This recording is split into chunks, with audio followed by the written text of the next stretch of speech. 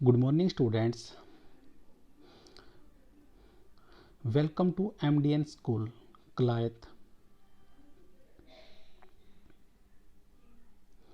Today discussing SST part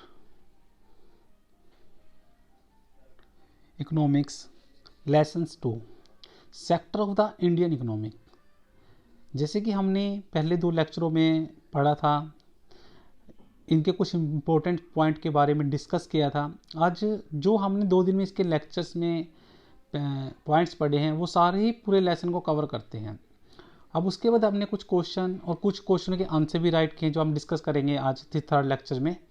और सभी विद्यार्थी का होमवर्क भी ये रहेगा कि जो हम सेम वीडियो जिस डेट में डालेंगे उसी से रिलेटेड क्वेश्चन होमवर्क आपके पास होगा। हम एक बार देख लेते हैं 2 दिन की वीडियो में क्या पढ़ा था। अर्थव्यवस्था के क्षेत्र, sector of the Indian economic, अर्थव्यवस्था के क्षेत्रक, प्राथमिक क्षेत्रक, द्वितीयक क्षेत्रक और तृतीयक क्षेत्रक। उसके बाद था जीडीपी, बेरोजगारी, खुली बेरोजगारी। उसके बाद पढ़ा था हमने प्रच्छन्न या छुपी बेरोजगारी, सार्वजनिक क्षेत्र, निजी क्षेत्र, संगठित क्षेत्र, असंगठित क्षेत्र और राष्ट्रीय ग्रामीण रोजगार गारंटी अधिनियम नरेगा 2005। अगर किसी विद्यार्थियों को ये पॉइंट्स देखने हैं तो आप पीछे जाकर भी देख सकते हैं वीडियो लेक्चर 1 और 2 में। आज हम स्टार्ट करते हैं लेक्चर 3। लेक्चर 3 में सभी विद्यार्थी ध्यान रहे, सीबीएसई के स्टूडेंट्स के लिए भी और एचबीएसई के लिए भी जो विद्यार्थी समझ सके, कहीं पर भी कोई प्रॉब्लम लगे तो आप कोई भी वीडियो देख लें, क्यों सभी का पहले ही विवरण हिंदी मीडियम में कर दिया गया है। अब को स्टार्ट करते हैं लेक्चर 3 में। लेसन है sector of the Indian economy. इसके अंदर हम 5-7 क्वेश्चन इंपॉर्टेंट पढ़ेंगे, बिल्कुल ही बुक्स में से हैं। एक क्वेश्चन बनता है पहला, हाउ इज द टर्सरी। ये 3 सेक्टर होते हैं, आपको पता है, प्राइमरी, सेकेंडरी और tertiary sector different from the other 2 sector. जो तीसरा सेक्टर है वह 2 सेक्टरों से कैसे भिन्न है। Illustrate with a few examples, इसके बारे में हमें कुछ बताएं। जैसा कि आप लोगों ने देख लिया कि क्या भिन्न है। उसने कहा the tertiary sector is different from the other 2 sector. भी जो 2 सेक्टर हैं उसके 2 और दूसरे अदर सेक्टर से भिन्न है, क्योंकि because the other sector activities produce goods. क्यों है? क्योंकि लेकिन तृतीय क्षेत्रों में उत्पादन नहीं होता वस्तुओं का, अपितु क्या कहता है, क्षेत्रक प्राथमिक और द्वितीयक क्षेत्रों के उत्पादकों की जो सेवाएं वो प्रदान करता है। क्या करता है? उत्पादकों की सेवा प्रदान करता है। अब पहले लाइन, दोनों लाइन देखेंगे। जो टर्सरी सेक्टर है, जो तृतीयक क्षेत्रक है, निम्न प्रकार से अन्य क्षेत्रों से भिन्न है, क्योंकि प्राथमिक और द्वितीयक क्षेत्रों का वस्तुओं का उत्पादन होता है, लेकिन तृतीय क्षेत्रक में वस्तुओं का उत्पादन नहीं होता। क्या होता है? लेकिन तृतीयक क्षेत्रों में वस्तुओं का उत्पादन नहीं होता। जैसे दिया गया है, बट परंतु लेकिन this sector does not the produce goods by itself. लेकिन क्या कहा है भाई, तृतीयक क्षेत्रों में वस्तुओं का उत्पादन नहीं होता, अपितु instead the trace sector activities. अपितु क्या है, ये क्षेत्रक प्राथमिक और द्वितीयक क्षेत्रों के उत्पादों को सेवाएं प्रदान करते हैं। Sector activity help to the development of the primary and secondary sector. जैसे लिखा भी है, प्राथमिक और द्वितीयक क्षेत्र के उत्पादकों को सेवा प्रदान कहते हैं। These activities are an aid और support for the production process, that is transport है, कम्युनिकेशन है, स्टोरेज है, बैंकिंग है, इंश्योरेंस है, ट्रेड एक्टिविटीज है, एटसेट्रा है। For the reason this sector is also known as a service sector. एक बार हम इसको दोबारा से फिर एक्सप्लेन करेंगे। जो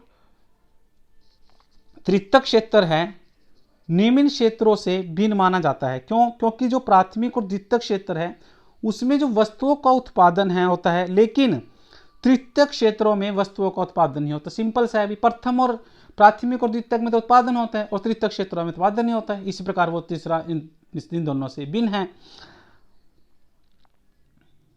किसी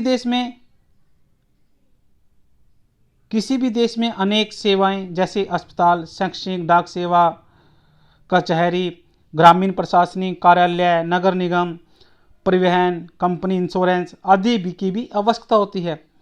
इसीलिए प्राथमिक और द्वितीयक क्षेत्र का विकास जितना अधिक होगा, ऐसे ही सेवाओं की मांग भी उतनी ही अधिक होगी। अब सभी विद्यार्थियों को पता लग गया होगा कि क्या क्या है।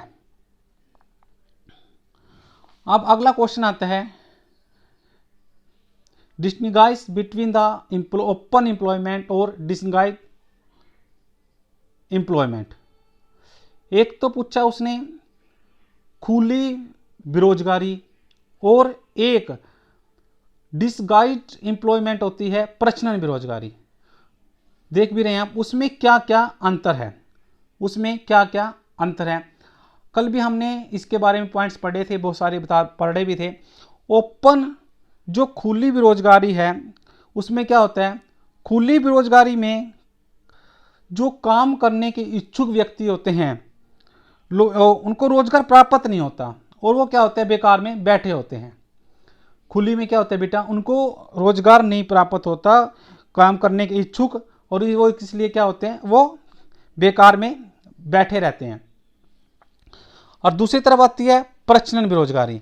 प्रच्छन्न में क्या होता है, ऐसी स्थिति जिसमें एक काम में आवश्यकता से अधिक लोग लगाए जाते हैं। देखो डिसगाइज्ड एम्प्लॉयमेंट में क्या है, ये एक ऐसी बेरोजगारी है प्रच्छन्न कि जिसमें काम करने में आवश्यकता से अधिक मजदूर या लोगों को लगाया जाता है और उसके प्रोडक्शन पर कोई भी प्रभाव नहीं पड़ता, जैसे कि हमने पढ़ा था।